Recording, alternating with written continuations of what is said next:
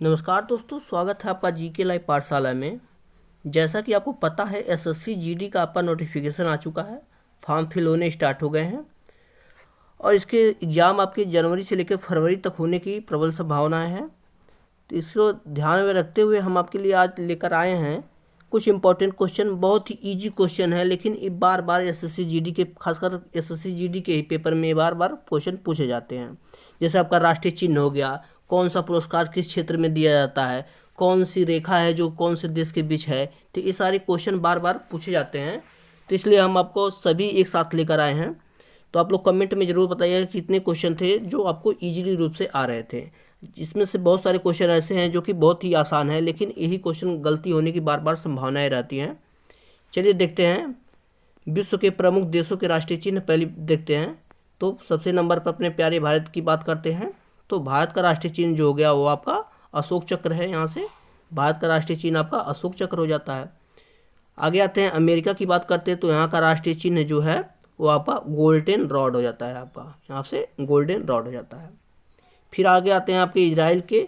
तो इजराइल का राष्ट्रीय चिन्ह आपका कैडिला ब्रूम होता है, आपका इजराइल का आपका। उसके बाद बात करते हैं आपका बांग्लादेश की बात करें। तो यहाँ का राष्ट्रीय चिन्ह आपका वाटर लिली हो जाता है। आपका वाटर लिली हो जाता है यहाँ का राष्ट्रीय चिन्ह इजराइल बांग्लादेश का। फिर तुर्की पर आते हैं। तो यहाँ का राष्ट्रीय चिन्ह आपका चांद तारा है। आपका तुर्की की बात करें तो यहाँ का राष्ट्रीय चिन्ह आपका चांद तारा हो जाता है। फिर आगे कनाडा देखते हैं। तो कनाडा का होता है आपका मेपल लीफ होता है। आपका मेपल लीफ होता है कनाडा का राष्ट्रीय चिन्ह। रूस की बात करें तो यहाँ का डबल हेडेड ईगल होता है। यहाँ का राष्ट्रीय चिन्ह आपका ईगल है।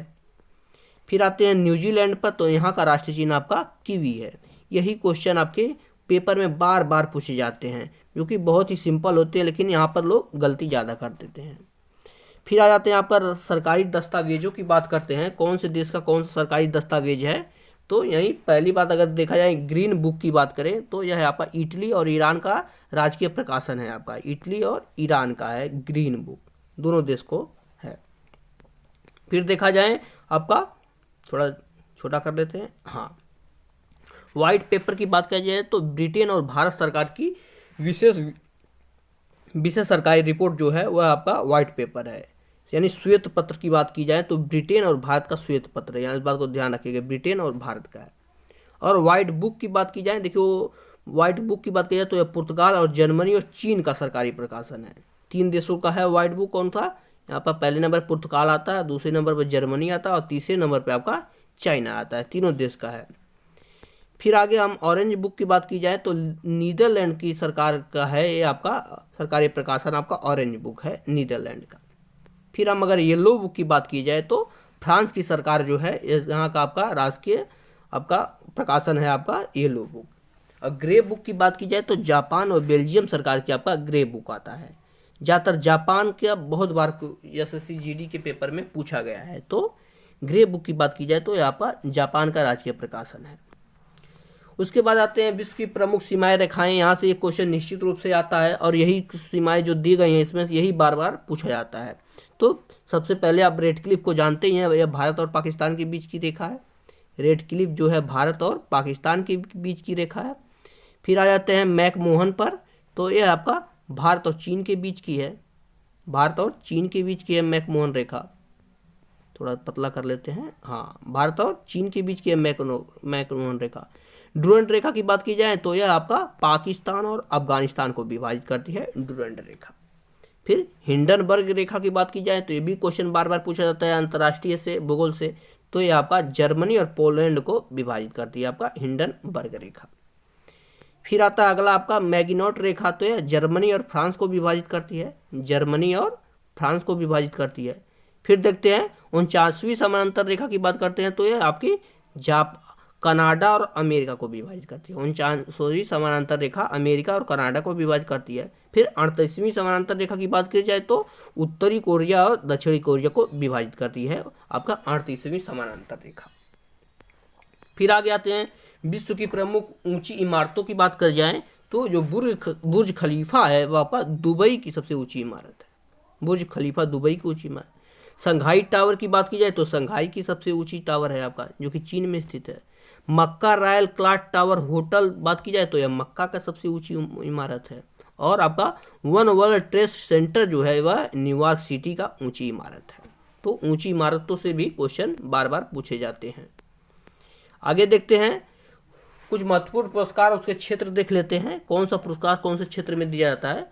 पहले नंबर पर हम भारत रत्न की बात की जाए तो इसकी स्थापना सन 1954 से हुई थी और यह कला, साहित्य और विज्ञान, लेख तथा विविध क्षेत्र में उत्कृष्ट योगदान के लिए दिया जाता है।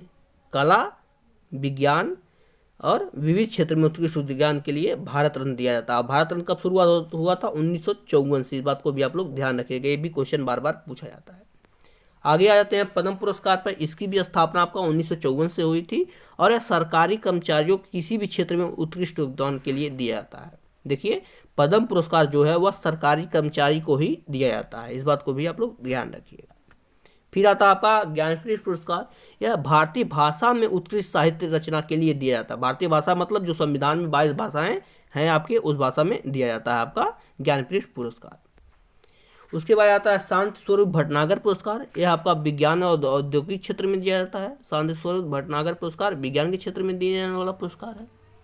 फिर आते हैं भाभा पुरस्कार। यह आपका परमाणुविक अनुसंधान क्षेत्र में दिया जाता है, आपका भाभा पुरस्कार।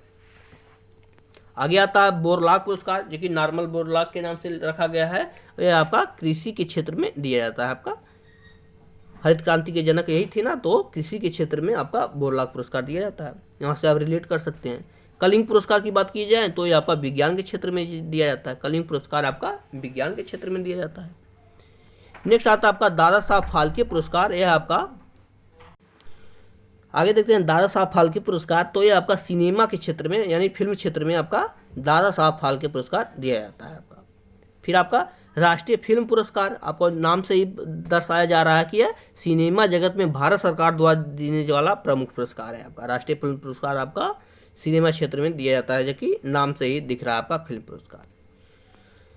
आगे आते हैं सबसे इम्पोर्टेंट नोबेल प्राइज की बात कर लेते हैं। तो यह आपका क्षेत्र इसमें विशेष रूप से पूछा जाता है। ऑप्शन में दे देगा कौन सा क्षेत्र में नहीं दिया जाता है। तो यह आपका साहित्य में दिया जाता है।